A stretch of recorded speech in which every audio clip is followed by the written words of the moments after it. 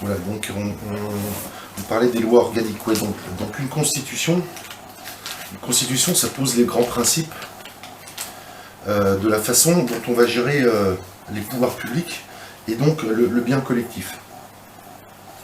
Donc pour ça, une constitution, donc elle pose les grands principes qui vont permettre l'organisation des pouvoirs publics. Parce que principalement, ça sert à définir le rôle de l'Assemblée, le rôle d'un président de la République, ou enfin là en l'occurrence d'un président de la République, parce que sous la 5e, et le rôle du Sénat, le rôle de comment vont être nommés les ambassadeurs, machin, tout ça, quoi. C'est tous les principes fondamentaux de l'organisation des pouvoirs publics. Et donc, comme je te disais tout à l'heure, comme il y a certains principes qui sont plus compliqués que d'autres à mettre en œuvre, on a des lois organiques qui permettent de détailler la façon dont seront mis en œuvre, enfin, dont sera mis en œuvre l'article en question. Donc, on parlait de ça parce qu'en fait, on ne peut pas, c'était par rapport au processus constituant, on ne peut pas, le processus constituant, enfin, si on veut définir les règles du processus constituant, les règles du processus constituant peuvent pas être le moteur. C'est-à-dire que les règles du processus constituant, elles viennent forcément en annexe, puisque ce qui définit le fait que on va mettre en œuvre un processus constituant, c'est une constitution, là en l'occurrence la constitution transitoire, qui elle définit que la nouvelle règle du jeu, c'est que on met en place un processus constituant populaire. Donc ça fait partie d'une règle de la constitution transitoire. Et voilà, c'est la nouvelle constitution là qui est transitoire le temps que les assemblées constituantes se mettent parce que l'objectif de la constitution transitoire, c'est de toute façon, ça c'est l'objectif final, c'est la mise en place d'un processus constituant populaire. Ça c'est vraiment l'objectif final. Donc qui dit processus constituant populaire, eh ben, ça dit que c'est l'ensemble du peuple, dans toutes ses composantes, qui est invité à rédiger une constitution. Voilà. Donc cette constitution transitoire, elle est mise en place pour que le processus constituant soit mis en œuvre, pour que l'ensemble des Français qui le veulent, qui viennent de n'importe où, enfin de n'importe quelle tendance, tout ça, n'importe quelle couleur, on s'en fout, tous ceux qui veulent, qui sont intéressés à réécrire une nouvelle constitution, eh ben, ils sont invités à participer à la réécriture d'une constitution. Et ça, c'est la constitution transitoire qui va permettre ça. Et il n'y a que ce moyen-là. À moins que moi, on me donne, qu'on me dise qu'il y a d'autres moyens de le faire, pour l'instant, il n'y a personne qui est capable de nous présenter un projet ou un projet qui va nous permettre de mettre ça en œuvre. De prendre le temps de faire les assemblées constituantes et de réécrire une constitution. Oui, enfin prendre le temps. Démocratiquement. Oui, mais qui instaure une règle qui est que on met en place un processus constituant populaire. D'accord. Pour l'instant, il n'y a aucun autre projet. Et puis de toute façon, il n'y a aucune autre façon, en dehors d'une constitution transitoire, de mettre en place un processus constituant populaire. Parce que si on veut mettre en place un processus constituant populaire, il nous faut absolument... en fait, dans la mesure où la constitution de la 5e République, là, les grands absents en fait, de la constitution, c'est le peuple, les citoyens et les êtres humains. C'est les grands absents de la Constitution. La Constitution n'a pas été rédigée de manière à favoriser le peuple. Non, parce que la Constitution de la 5e République, elle a été rédigée pour donner les pleins pouvoirs au général de Gaulle. Parce qu'à l'époque, c'était nécessaire, il y avait tout à reconstruire, il fallait tout refonder, tout ça. Donc, à l'époque, c'était nécessaire que le général de Gaulle ait les pleins pouvoirs pour qu'il ait toutes les latitudes de tout reconstruire. Mais le problème, c'est que on n'est plus en 1958, on est quoi, 50 ans plus tard? Oui. putain, et donc 60. 60 et donc tu vois les choses elles ont changé et là tout est en train de partir en couille et de toute façon on s'aperçoit bien que alors déjà le fait que le général de Gaulle ait eu les pleins pouvoirs, bah, ça veut dire quoi? Qu'il n'y a jamais eu aucune séparation des pouvoirs, puisqu'il avait le plein pouvoir. Donc il avait tous les pouvoirs. C'est lui qui chapeautait le pouvoir exécutif, le pouvoir législatif, le pouvoir judiciaire et le pouvoir médiatique. Donc il n'y a jamais eu de séparation des pouvoirs dans la Ve République. Et ça, les gens, il va falloir qu'ils en prennent conscience. Parce que l'article 16 de la Déclaration des droits de l'homme et du citoyen de 1789 stipule que toute société dans laquelle la garantie des droits n'est pas assurée, ni la séparation des pouvoirs déterminée, n'a point de constitution. Donc c'est la tout. Constitution est morte en 1958. Oui, en fait, elle a été adoptée par référendum parce qu'à l'époque, les Français n'avaient pas la culture ou la connaissance qu'on a aujourd'hui. Mais aujourd'hui, on a accès à tout grâce à Internet. Donc n'importe qui est capable de prendre son ordinateur et d'aller chercher et de chercher à analyser les choses. Et une fois que tu analyses les choses, tu vois qu'en fait tout est pipé. Tout est pipé. Donc, je dis que la Constitution de la Ve République ait eu une raison d'être pour le général de Gaulle, certes, mais à partir de l'élection de Pompidou, en fait, les mecs, ils savaient exactement ce qu'ils faisaient. Ils savaient exactement ce que leur donnait les pouvoirs que leur donnait la Constitution. Et en fait, ils nous ont tous baisé la gueule à partir de Pompidou, tous les présidents de la République et toute la classe politique, en fait. Les mecs, ils nous ont tous trahis et ils nous ont tous dépouillés. Donc, le truc, c'est que de toute façon, il n'y a jamais eu de séparation des pouvoirs sous la Ve République. Et ça, c'est en totale opposition avec, avec la Déclaration des droits de l'homme et du citoyen de 1789. Donc la Ve République, il faut l'abolir. On n'a pas d'autre choix. Si on veut sortir de toute cette merde, on n'a pas d'autre choix que de proclamer l'abolition de la Ve République. D'accord. Et si on proclame l'abolition de la Ve République, eh ben ça veut dire que on est obligé de destituer, de toute façon, parce que c'est tous des traîtres, ils nous ont tous trahis.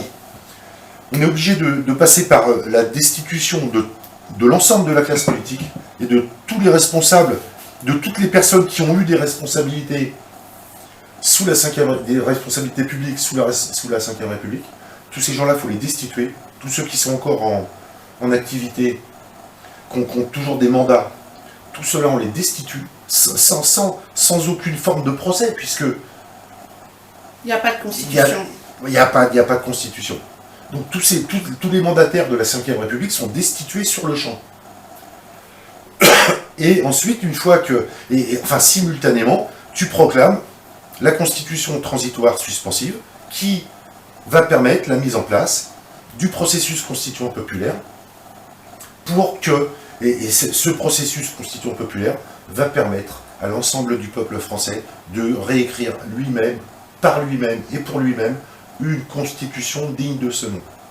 Mm. Tu vois, Et donc, alors, dans cette révolution gilet jaune, comment on procède pour arriver à promouvoir cette constitution transitoire, l'outil primordial pour démarrer une 6e République? Non, surtout pas une 6e, tu vois, là c'est... Tu couperas. Non, je ne vais pas couper parce que c'est intéressant justement. C'est ça qui est intéressant, c'est que toi, quand tu étudies et tu analyses la Déclaration des droits de l'homme de 1789, de toute façon, c'est un ensemble de valeurs, si tu veux, la Déclaration des droits de l'homme de 1789, c'est un ensemble de valeurs qui ont permis d'instaurer la République. Sachant que la République a été instaurée par des nobles et par des notables, à l'époque, je veux dire, le petit peuple, les sans-dents, il n'était absolument pas pris en compte, c'était les gueux. C'est pas, les gueux n'avaient aucune voix au chapitre. Donc si tu veux, la République, elle n'a pas été faite pour les gueux. Elle a été faite en fait, elle a été faite pour dézinguer l'Église et que ce soit la bourgeoisie qui prenne le pouvoir, en fait. C'est pour ça que la République, elle a été faite pour ça. Et donc, et depuis le temps, tous les mecs qui se sont succédés, donc ils ont mis en place, tu vois, des trucs super costauds, et tous les piliers de la République, là, les mecs, ils ont ancré ça comme des sauvages, et ils ont instillé ça à travers l'école républicaine, ils ont instillé ça dans tous les esprits, et les gens, ils n'arrivent plus à se détacher de ça. Alors que la République, en réalité, c'est l'ennemi juré de l'émancipation des êtres humains. Puisque de toute façon, tu vois bien l'État républicain, la seule chose qu'il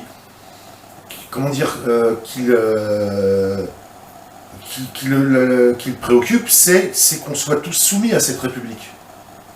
En dehors de la République, si t'es anti-républicain, t'es vilipendé, t'es diabolisé. Il faut absolument que règne l'esprit républicain. Voilà, si t'es pas, tu vois bien, dans les médias, les mecs, ils n'arrêtent pas de te le dire. Si je suis républicain, et si t'es pas républicain, t'es un malade, t'es un sauvage, tu vois.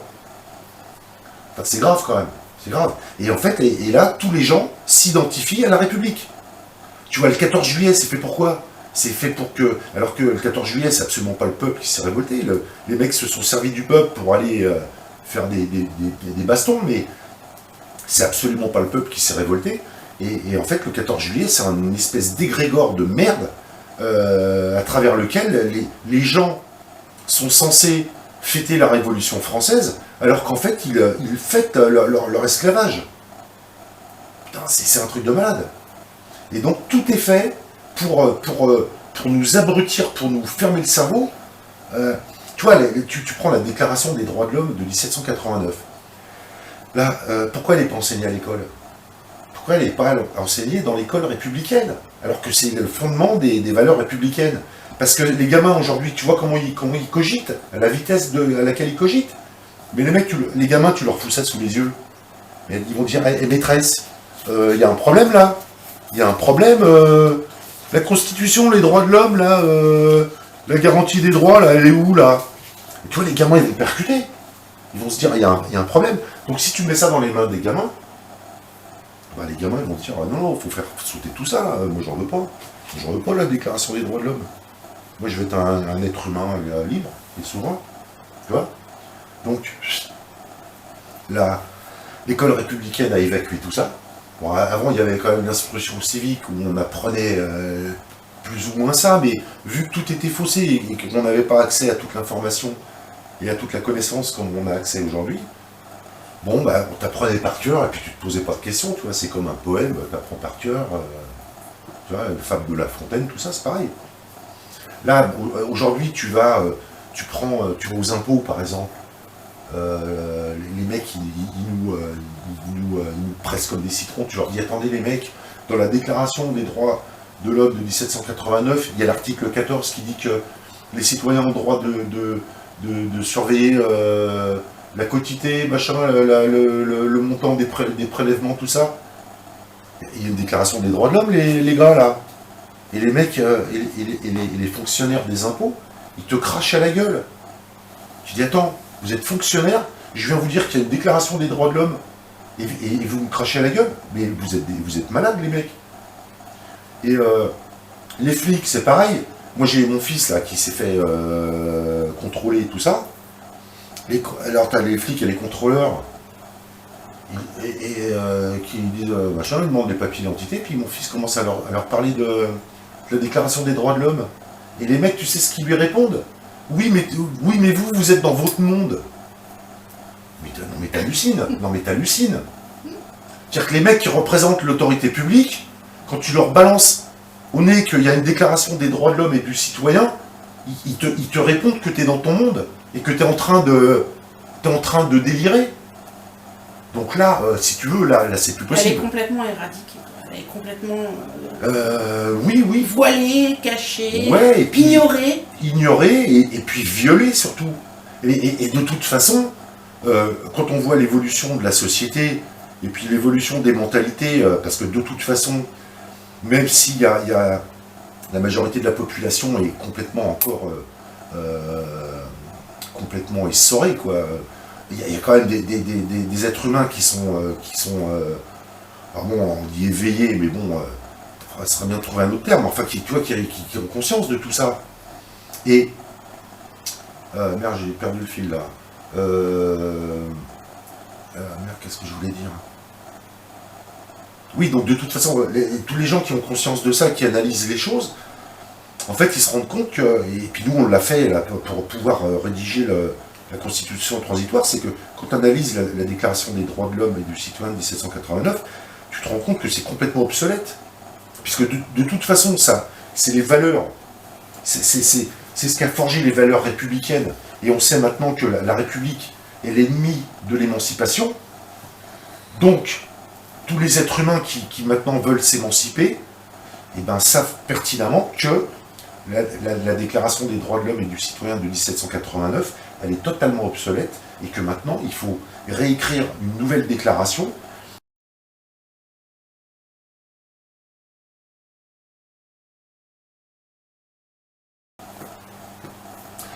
Ouais, donc la Déclaration des droits de l'homme et du citoyen de 1789, elle est complètement obsolète.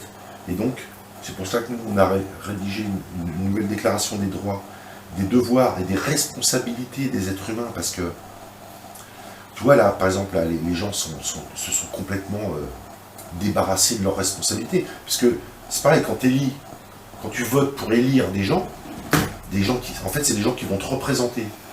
Et une fois que tu as voté pour eux, tu te débarrasses de tes responsabilités sur eux. Donc tu leur dis, bah, je te donne quitus pour me représenter, tu fais ce que tu veux, je reviens dans 5 ans. Et dans 5 ans, les mecs, ils recommencent. Donc ils savent très bien que les mecs les ont trahis, les mecs les ont volés, les mecs leur ont voté des lois contre eux en plus. Leurs représentants ont voté des lois contre eux. Et les mecs, ils continuent à voter pour eux. Tu dis, mais attends, vous êtes complètement tarés. Mais là, il y a une prise de conscience, là, donc... Oui, il y a une prise de conscience, mais le problème, c'est que les gens, il faut qu'ils aillent au bout de la réflexion pour se rendre compte qu'il faut vraiment faire table rase, il faut vraiment renverser la table. Et la seule façon de renverser la table, c'est d'abolir la Constitution de la Ve République, qui est de toute façon la Bible, c'est la Bible de la corruption. D'accord. Puisqu'il n'y a aucune séparation des pouvoirs et que les représentants du peuple français n'ont aucun compte à rendre au peuple français. C'est ça. Donc là, il y a vraiment un problème avec cette Constitution de la Ve République. Et là, il faut que les gens ils percutent parce que c'est pas possible. Donc le seul truc, c'est que là maintenant, il faut proclamer l'abolition de la Ve République, parce que sinon on s'en sortira pas. D'accord. Alors et surtout pas refonder une 6e République. Il faut, parce que de toute façon c'est le peuple qui va réécrire une constitution. Alors après, si le peuple décide de l'appeler 6e, s'il veut une 6e République, ce sera une 6e République. Voilà. Si le peuple veut une royauté, ce sera une royauté. C'est le peuple qui va décider. Mais alors nous, personnellement, on n'est pas pour une 6e République. Moi, une royauté, j'ai un petit peu de mal avec. Mais après, c'est le peuple qui décidera. C'est le peuple qui décidera. De son mode de gouvernance. Mais toujours est-il que la 5e République, là, de toute façon, là, tout le monde le voit bien, qu'elle est foutue. Elle est cramée, elle est gangrénée. Oui. Donc quand un truc est gangréné, il n'y a pas 36... Tu vois, quand un membre est gangréné, qu'est-ce qu'ils font les médecins? Ils coupent. Parce que tu n'as plus rien à faire. Si tu coupes pas, ça va te pourrir tout le reste du corps, tu vas crever. D'accord. Donc là, il y a la gangrène qui est installée, tu coupes. Les gilets jaunes, enfin le peuple, demande à ce qu'un référendum d'initiative populaire soit... ils réclament un référendum d'initiative populaire. On leur suggère d'inscrire le référendum d'initiative populaire dans la constitution de la Ve République actuelle. Oui, mais ça pourra pas. Mais ça pourra pas marcher parce que de toute façon, il y en a déjà qui essayent depuis 20 ans, ils n'y arrivent pas. Parce que de toute façon, le référendum était déjà. Alors pas le référendum d'initiative citoyenne, mais il y a déjà le référendum. Il est inscrit dans la constitution de la Ve République. Il est inscrit, mais il ne peut être qu'à l'initiative du président de la République ou du Premier ministre, je crois. Ou par le tiers, enfin par une partie des deux chambres. Donc si une partie on va dire un tiers, alors j'ai pas les chiffres exacts, mais les gens qui sont au courant de ça le savent, c'est à peu près un tiers de l'Assemblée nationale ou un tiers du Sénat. S'il y a une de ces parties-là qui veut un référendum, à ce moment-là, je pense que le président de la République et le gouvernement ne peuvent pas faire autrement que d'instaurer un référendum. Mais de toute façon, on sait très bien que depuis le référendum de 2005, où le peuple a voté à 55% non à la Constitution européenne, en fait, la classe politique s'est aperçue qu'en fait, le référendum, c'était une arme super dangereuse, donc ils ont éjecté le référendum. Et aujourd'hui, tu regardes, il n'y aura plus aucun référendum. Tant qu'on reste dans la Ve République, il n'y aura plus aucun référendum qui sera initié. Donc de toute façon, les mecs, ils ont tout verrouillé. Donc là, aujourd'hui, ils savent très bien, en plus, que si on instaure des référendums dans la Ve République, on va tout faire péter. Donc c'est bouché, ça sert à rien. D'accord. En revanche, tu prends la Constitution transitoire, le référendum d'initiative citoyenne, il est inscrit de fait comme nouvelle règle de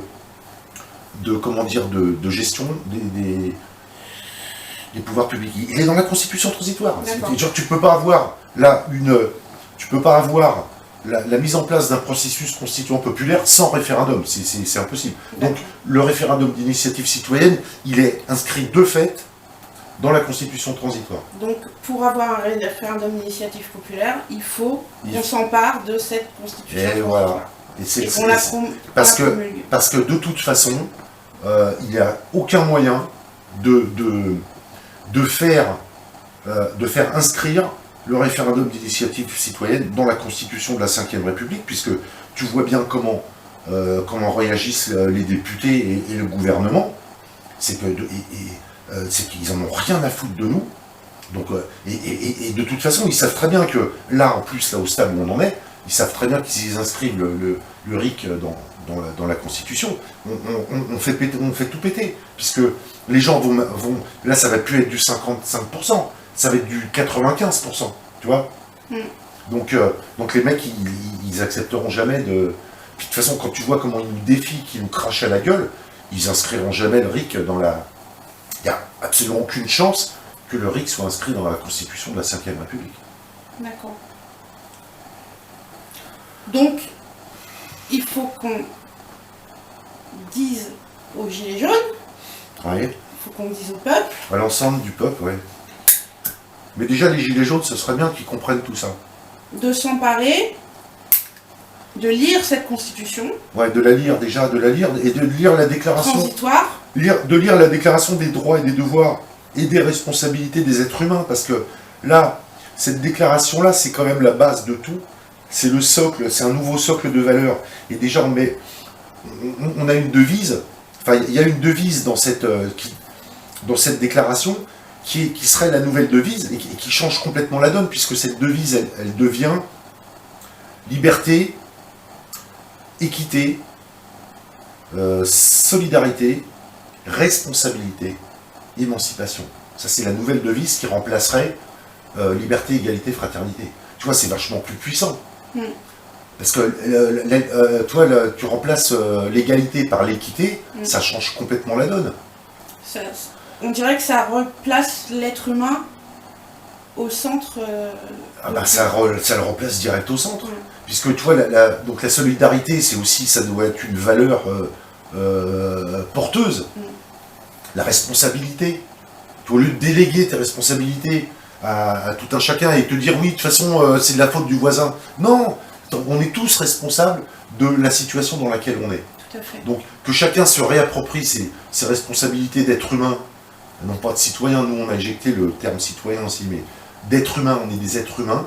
Donc, que chacun se réapproprie ses responsabilités d'être humain, pour faire en sorte que, tu vois, là on, on vit dans un pays riche où on est dans l'abondance. Alors là, il fait qu'on est complètement dépouillé de cette abondance, mais on vit dans un pays riche et d'abondance. Donc, le but du jeu, c'est que toute cette abondance soit répartie et distribuée de façon équitable. Et déjà, quand tu commences à réfléchir comme ça, mais ça change tout en fait. Ça veut dire que tu vas interdire, par exemple, l'exploitation. Tu interdis l'exploitation. Par exemple, tu prends l'histoire de la propriété, qui est quand même... Bon, c'est un sujet qui est controversé. Il y en a qui disent oui, il ne faut pas de propriété, tout ça. Mais c'est-à-dire tout ce que tu as acquis avec le fruit de ton travail. Par exemple, si on dit, bon, la terre appartient à personne. D'accord, mais comment on fait pour construire une maison sur un lopin de terre? Bon, admettons que le lopin de terre ne t'appartient pas. Ok, moi je veux bien. Mais la maison que tu vas construire dessus, elle ne t'appartient pas non plus. Tout ce que tu vas mettre dedans, qui sont le fruit de ton labeur, qui est le fruit de ton labeur, ça ne t'appartient pas non plus. Tout le monde peut venir se servir comme ça? Bah non, là je suis désolé. Tout ce que tu as construit avec tes mains et avec ta sueur, ça t'appartient. C'est ta propriété, inviolable. En revanche, toute propriété qui a été acquise sur la spoliation d'autrui, là, ça n'est plus de la propriété.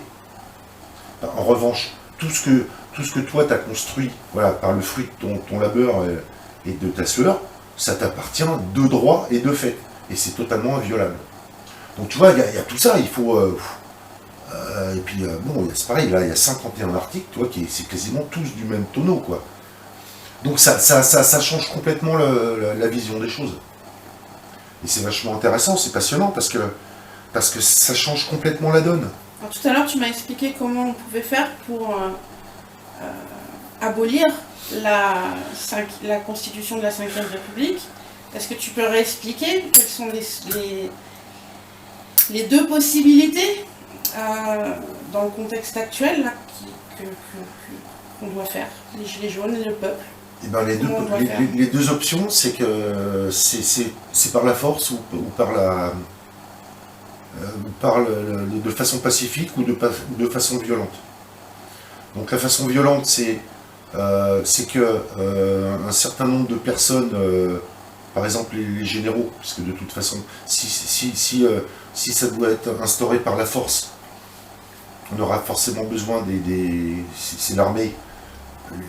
C'est l'armée qui devra faire le boulot.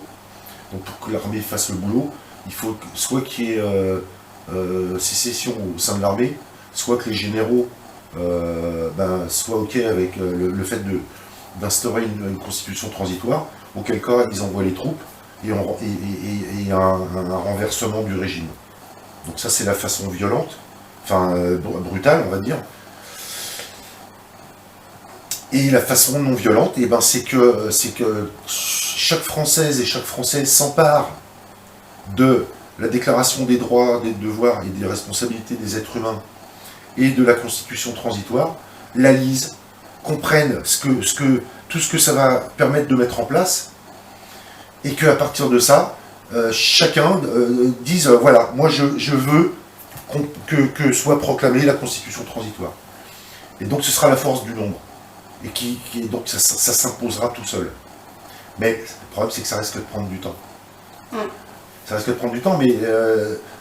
alors, il y a peut-être d'autres façons. Pour l'instant, moi, j'en vois pas d'autres. J'en vois pas d'autres. Il y en a peut-être d'autres, mais pour l'instant, je les vois pas. Ça ne pourrait être que... Parce que de toute façon...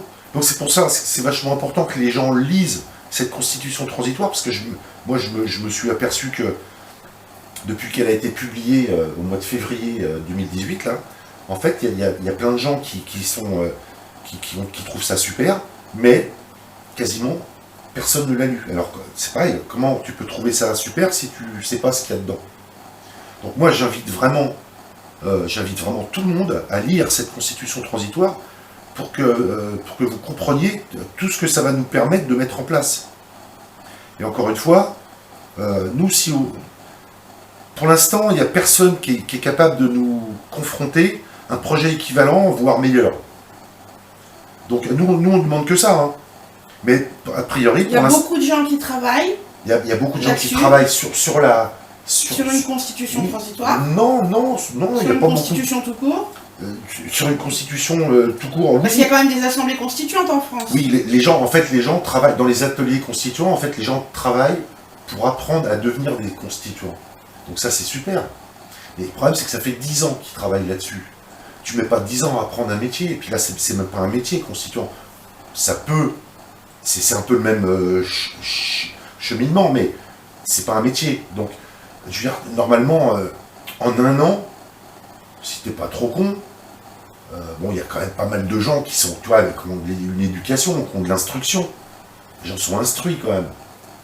Donc au bout d'un an, tu vois, tu reçois une formation de 1 an, et puis au bout d'un an, tranquille, tu deviens constituant. Tu es capable d'écrire un article de constitution quand même, ou de participer à la rédaction. Donc tu auras toujours des gens avec plus ou moins d'instruction, donc les meilleurs de toute façon aideront les moins bons. Donc après, parce que tout le monde a des idées. Par exemple, si tu as quelqu'un qui n'est pas trop instruit, mais qui a des idées, qui sont cafouilleuses, il y a des personnes qui vont venir l'aider. Vas-y, dis-nous un petit peu comment tu vois, et puis ces gens-là, ils vont aider à mettre au propre cette idée qui est bonne, mais qui est cafouilleuse. Donc tu vois, tout ça, en fait, tout est réalisable. Tout est réalisable. Alors, c'est pareil, on a habitué les gens à dire qu'on ne pouvait pas changer les choses. Mais putain, tout change, tout change. Chaque jour, on évolue, on change, tout change. Et moi, ce que j'aime bien dire cette phrase, c'est que il n'y a qu'une chose qui est immuable dans la vie, c'est le changement. C'est ça, c'est un truc de dingue. Donc, d'où on ne peut pas changer. Et donc, et franchement, cette constitution transitoire, là, elle ouvre toutes les portes. Elle fait péter tous les verrous, toutes les barrières qui nous empêchent tout.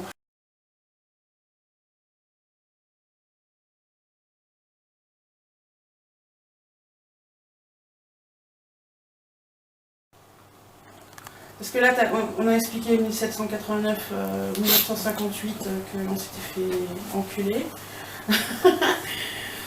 On a expliqué comment promulguer, vu la conjoncture actuelle, les gilets jaunes partout et le ras-le-bol général, on a compris que pour changer tout, il fallait détruire, abolir la Constitution de la Ve République et en écrire une autre. Parce que c'était la seule solution. Oui, en écrire une autre. Ouais. Et il n'y a que la Constitution transitoire. Enfin, il n'y a qu'une Constitution transitoire. C'est la seule arme qu'on ait ouais. Pour changer le système. Parce que tu vois, c'est pareil, alors moi je vais être obligé de parler du CNT, parce que là c'est obligé en fait. Le CNT. Le CNT ne peut absolument pas, n'a absolument pas les moyens de faire quoi que ce soit, puisque de toute façon, si le CNT n'a pas une constitution à mettre en place, une constitution transitoire, il n'a aucun moyen de faire quoi que ce soit. Le CNT, là, a déclaré, a proclamé la création d'une Cour suprême. Mais la Cour suprême, elle est régie par quelles règles ? C'est pas possible. C'est pas possible. Les règles d'une Cour suprême, si on établit qu'il y a une Cour suprême, il n'y a qu'une constitution qui va permettre d'établir les règles de la Cour suprême. Donc cette Cour suprême, pseudo-Cour suprême, elle est régie par la Constitution de la Ve République. Non, mais même pas. Mais même pas. Puisque...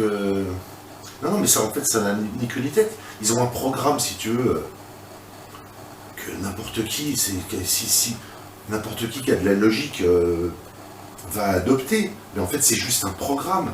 Ils n'ont pas de... Il n'y a rien de tangible, quoi. Ça repose sur rien. Il n'y a pas de règles. Tu es obligé d'avoir des règles et des principes et qui sont dans une constitution. Donc nous, on a proposé la constitution transitoire au CNT, ils n'en veulent pas, tant pis. Mais tout seul, le CNT, il ne pourra rien faire s'il n'y a pas... Il ne pourra agir qu'avec une constitution transitoire. Donc nous, nous, le Phénix français, là, on a la constitution transitoire, on donne un rôle central au CNT, puisque effectivement, dans le cadre d'une constitution transitoire, on peut estimer que le Conseil national de transition a un rôle central pour gérer la constitution transitoire. Donc là, oui, là, le CNT, il a tous les moyens d'agir. Mais s'il n'y a pas de constitution transitoire, le CNT, il ne peut pas agir. Le CNT a émis des mandats d'arrêt. Mais au nom de quoi?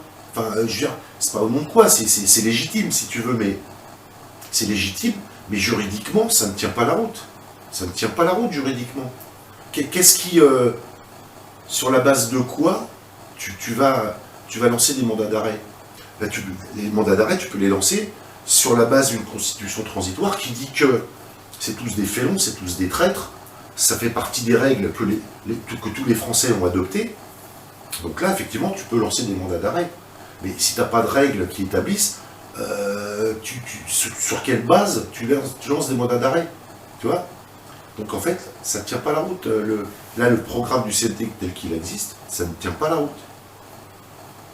Donc c'est du pipeau. C'est du pipeau. Malheureusement. Je suis désolé pour tous ceux qui adhèrent à la thèse du CNT, mais ils se font berner. Mais alors c'est grave. Hein.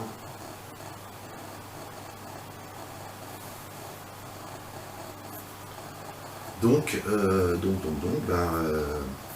là, ce qu'il faudrait, c'est que de toute façon, la constitution transitoire suspensive du 14 février 2018, elle est disponible sur Internet, sur le site du Phénix français. Il y a la constitution transitoire suspensive, il y a la déclaration des droits, des devoirs et des responsabilités des êtres humains du 7 octobre 2017, qui est disponible aussi, et il y a un livret qui est téléchargeable où il y a l'ensemble de ces deux choses-là, plus une introduction en fait qui explique la philosophie qui nous a amené à pouvoir rédiger tous ces travaux. Donc là, c'est un truc assez complet. Et là, moi, j'invite vraiment tout le monde à lire. Mais par contre, il faut la lire. Alors, effectivement, il y a 40 pages. Il y a 40 pages de lecture. Alors, 40 pages de lecture, c'est pas la mort. Mais il n'y a que comme ça que les Français comprendront, tous les Français, hein, encore une fois. Hein. C'est pas juste des petits groupuscules, ou des petits groupes qui vont... non, c'est tous les Français et toutes les Françaises vont pouvoir comprendre ce que permettra la constitution transitoire. Et franchement, c'est énorme, parce que avec la constitution transitoire, on fait péter tous les verrous. Et tant qu'on n'aura pas adopté un truc comme ça, eh ben on va vivre sous la Ve République, et on va subir les affronts c'est des dégénérés, les mecs, hein. Enfin, les mecs et les femmes. Psychopathes. Hein. Ah, c'est des psychopathes, c'est des pervers. Tu prends des nanas comme Agnès Buzyn, c'est des putains, mais t'imagines, c'est une ministre de la Santé quand même. Et puis bon, Bruno Le Maire, Darmanin, machin, mais c'est des fous furieux, c'est des gens qu'il faudrait enfermer en fait. Donc, tant qu'on n'aura pas aboli la constitution de la Ve République, eh ben on va vivre sous le joug de ces gens-là. C'est ce qui est complètement... là, c'est plus soutenable. C'est même plus soutenable. Donc déjà que, toi, on se rend compte, là, depuis Sarkozy, que... Toi, je me souviens, hein, déjà, à l'époque de Sarkozy, moi, j'avais commencé à dire que c'était pas tenable. T'imagines? Ça fait depuis plus de 10 ans, maintenant, que c'est pas tenable. Et plus ça a été, plus ça a empiré. Après, on a eu Hollande. Là, on s'est dit non, là, c'est plus possible, ça va pas durer, c'est pas possible. Et ben si, ils nous en remettent encore un troisième derrière, et ce mec-là, c'est un psychopathe avéré. C'est-à-dire que le mec qui est déclaré, en plus, président de la République française, en plus par un coup d'État, le mec c'est un psychopathe. Donc tu dis, attends là, les gens, il faut vous réveiller, quoi. Là, on ne demande plus des augmentations de salaire ou des réductions de taxes. Là, on demande, on demande de virer tous ces gens-là et d'abolir la 5e République. Après, on va faire le ménage. Mais si on veut faire le ménage, on commence par ça. Abolition de la 5e République, destitution de toute la classe politique et proclamation d'une constitution transitoire suspensive. Et après, mise en place d'un processus constituant populaire. Il n'y a pas 36 solutions. Pour l'instant, nous, c'est ce qu'on propose. Maintenant, s'il y en a qui ont mieux, qui nous le disent, et vite, très vite. Parce que là, il y a le feu au lac. Hein. Là, on est le 30 novembre 2018, et à partir de demain, normalement, ça va piquer. Ça va piquer. Donc là, il y a vraiment urgence. Donc moi, j'invite toutes les Françaises et tous les Français à se procurer cette constitution transitoire et la déclaration des droits, des devoirs et des responsabilités des êtres humains qui est vraiment hyper importante aussi. Et à vraiment lire ce document et puis à le diffuser partout autour de vous. Partout autour de vous, il faut que ce soit diffusé. Parce qu'en fait, si on veut que...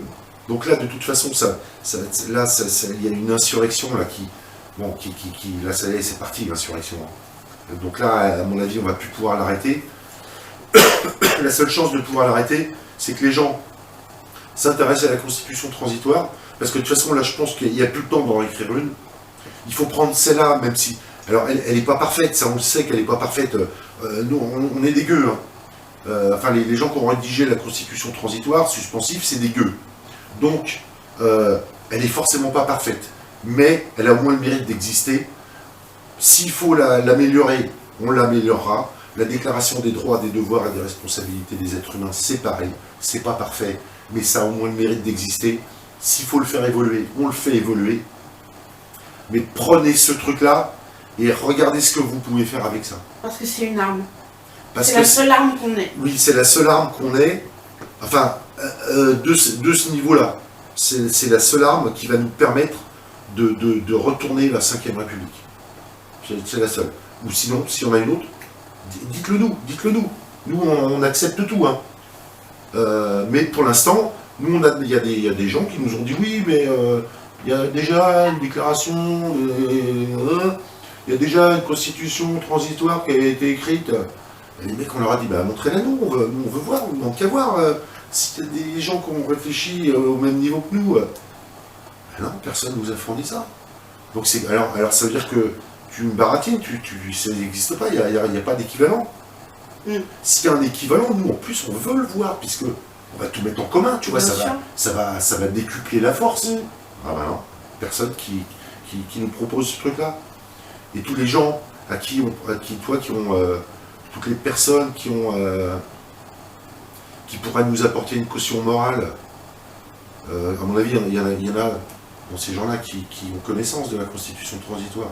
En plus, comme il y a des érudits là-dedans, je pense que les mecs, ils l'ont lu, ils savent ce qu'il y a dedans. Ils veulent pas nous apporter ils veulent pas apporter leur caution morale à une constitution transitoire.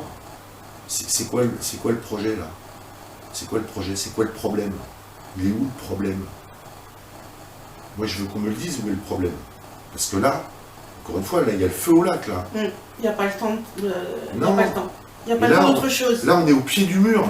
On est au pied du mur, il faut qu'on se bouge, là. Et encore une fois, si vous avez mieux, allez-y, envoyez. Mais balancez ça sur Internet si vous avez mieux. Si vous n'avez pas mieux, prenez ce qu'il y a là. C'est un super outil qui va nous permettre de tout reconstruire. Et avec nos règles à nous, avec les règles qu'aura décidé le peuple, et non plus les représentants qui ne sont que des escrocs, des traîtres, et en fait des pervers narcissiques, dont en plus certains des psychopathes et des pédophiles en plus. Vas-y, là, on a la totale, là. Donc là, il faut se bouger, là. Il faut se bouger, les gens. Il faut se bouger, hein. Donc voilà, nous, on propose ça. Maintenant, après, on ne peut pas faire plus, hein. On peut pas faire plus. Maintenant, on est à l'écoute de tout, puisque le but, c'est de mettre tous les travaux en commun, tout ce qui a déjà été réalisé. C'est pour ça qu'on appelle, évidemment, tous les collectifs et les groupes, quoi, tous les collectifs qui travaillent sur la démocratie participative, la démocratie directe, le référendum, l'initiative citoyenne, tout ça, toutes ces choses-là. On met tout ça en commun et on édicte des nouvelles règles du jeu. Moi, il faut qu'on m'explique si on peut faire mieux.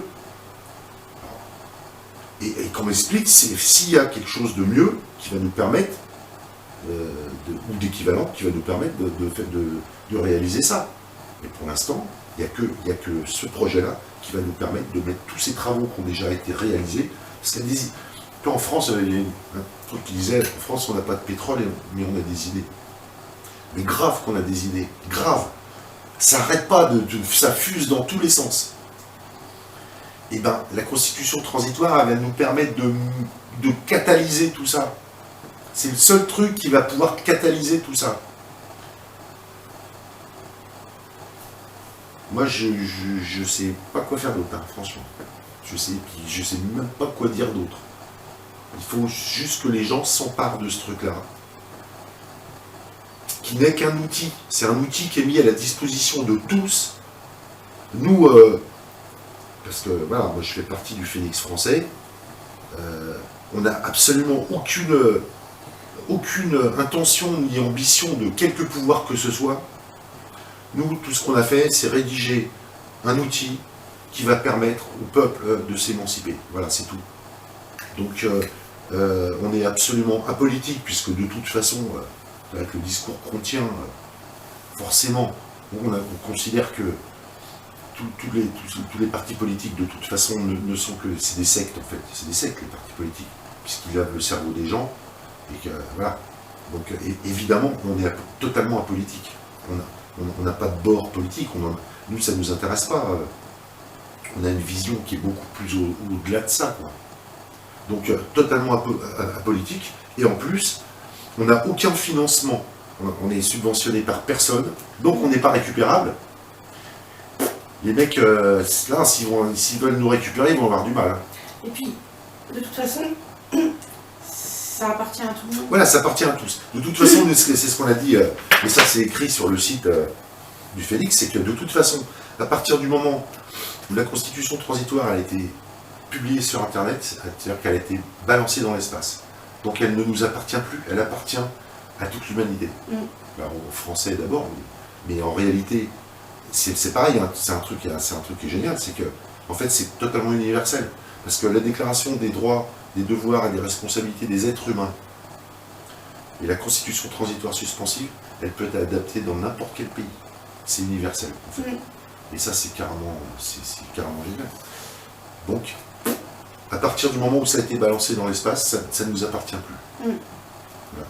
Nous, tout ce qu'on peut, c'est expliquer le cheminement qui a fait qu'on est arrivé là. Mais ça nous appartient. Et à quoi ça sert? Et à quoi ça sert? Mais ça ne nous appartient plus. Et je disais que tout ce qu'on souhaite, c'est que chacun s'approprie ce truc-là pour faire advenir, pour qu'on puisse mettre en place la réécriture d'une nouvelle constitution par le peuple, pour le peuple. Point barre. Voilà. Il n'y a pas d'autre moyen. Nous, on a... a priori, il n'y en a pas d'autre. Et nous, encore une fois, on n'a aucune ambition de pouvoir, quoi, ou qu'est-ce, absolument aucune. On a juste voilà, posé des trucs, on a posé les choses. Maintenant, à chacun de s'en servir et de se l'approprier. Voilà, pour le dire mieux.